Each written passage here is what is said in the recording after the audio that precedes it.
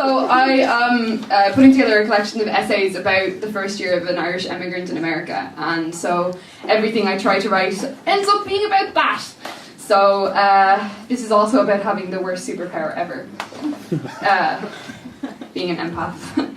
In 2009, in Kay's Kitchen in Dunamede Shopping Centre, a terrible little 1970s mall that I worked in for 2 years as a sales assistant at a video game store, Stephen, my manager, leaned over the table and told me that I had the highest emotional intelligence of anyone he'd ever worked with. And that was my problem. That was why I was finding it so hard to work in a shop where it had been made clear as a bell since the very first day that none of the other floor staff were particularly fond of me, because I could feel it too hard.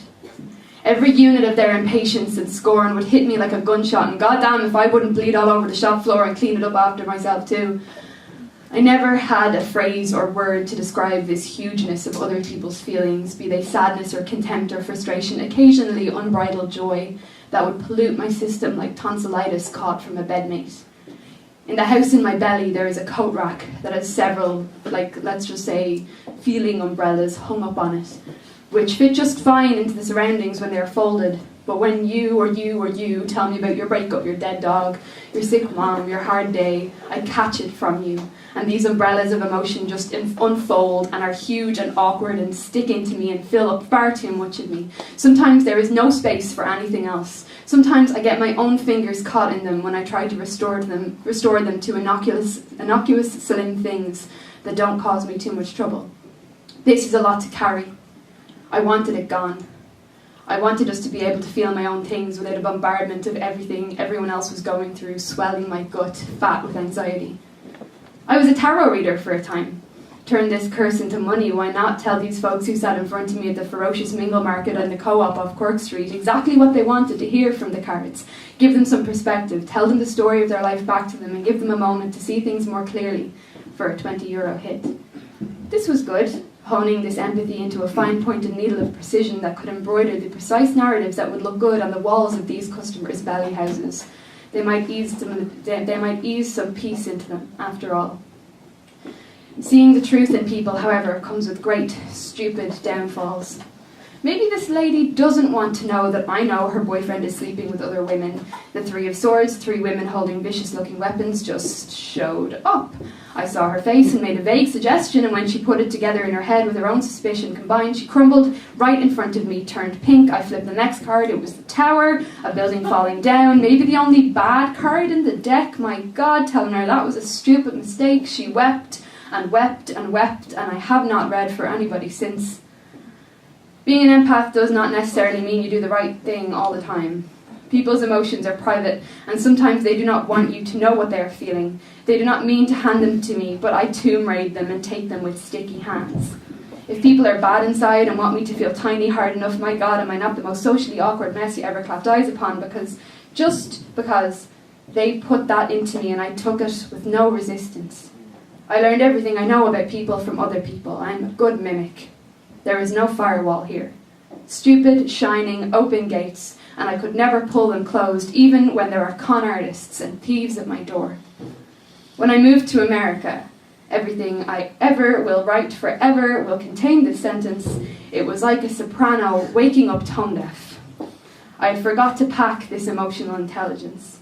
It must have been where I left my ukulele on my sister's piano, just left there, like no big deal, like I have bigger things to think about because I am leaving home forever.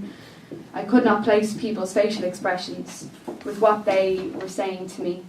Could not tell if our friendship was budding or if my foreignness was bothering them, making them uncomfortable, if my inertia was boring to them, my ongoing panic and obvious loneliness impeding on their day-to-day. I was clueless.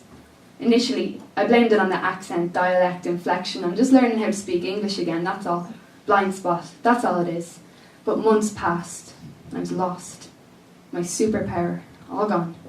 Spider-Man lamely attempting parkour. Superman on a bungee cord. Poison Ivy trying to keep a herb garden in her windowsill and continuously losing basil plant after basil plant, killing every green thing she touched. Batman smiling too much for his own good. Left entirely to my own emotions, which were becoming almost impossible to understand without the frame of reference of other people's struggles. Now I know what had happened. I could not understand what people were feeling because it was so vastly removed from where I was. How are you having a hard day when you have friends, a job, when you know which direction Soma is, when you recognise brands in a supermarket, when you use Z instead of S in the right words and spell colour without the letter U and don't have to worry about people thinking you're making a mistake every time you do it, when you're not freaking out every minute of every day about what in God's name is happening to your identity because your country is 5,000 miles away. I had nothing to compare my own journey to and the people that I met. That is not to say we had nothing in common, but what was going on inside us was a world apart. This is, however, to say that finally something had happened in my life that suddenly meant more to me than what was happening to everyone else. I have had deeply self-absorbed moments in my past, but I never so much that I could not feel what other people were feeling. But this time was different, and seemingly irrevocable. I would have to teach myself from scratch, first to care, and second, to read. When I first met Jess at a blind friend date in the Fillmore one night last summer, after months and months and months of this blindness, just after she moved to America, I did not expect the clattering return of this strange, awkward superpower. She was doing okay. She had been moved by her company, but she was struggling in the same cultural mess that I was.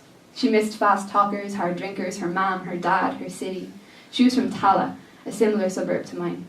Her accent was eardrops, and we damn near missed the whole of Amanda Palmer set for sculling wine into us and clinging to one another. From the moment we locked eyes, it all flooded back. I levitated.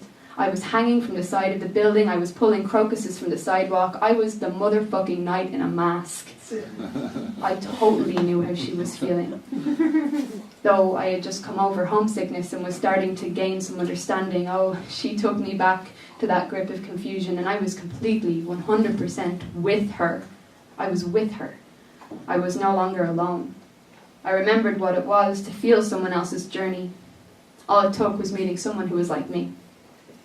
Little by little I exercised this, noticing, for example, a new girlfriend's silent discomfort when her partner began to boast about cocaine intake. I asked when this partner went to the bar, was she okay? And she was so surprised that I noticed. Bingo.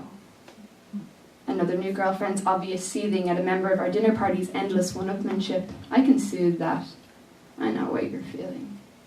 The gates that had once been locked swung open again, and there was no stopping this radar for other people's states of mind, and how glad I was for it, for the presence of other people's experience coming to life inside me again. Hang those umbrellas from the ceiling, make a light fixture out of them. I love them and their hugeness. Last week I went for drinks with Jen. She's barely here a month, a barista who used to work at the coffee shop at the end of our street, in me and CB's old apartment in Dublin. Funny how the world works like that. We sat in a Japanese restaurant on the top floor of the Westfield Mall and drank cocktails with edible flowers in them, and she told me how much she missed Dublin. This bar in particular, because it was in an obvious place. She lives in the Caltrain wilds of the Greater Bay Area, and luring a new expat into the mission was only a recipe for further lostness. I told her I knew how she felt. It was all true. She told me she wasn't sure if it would get easier. I promised her it would.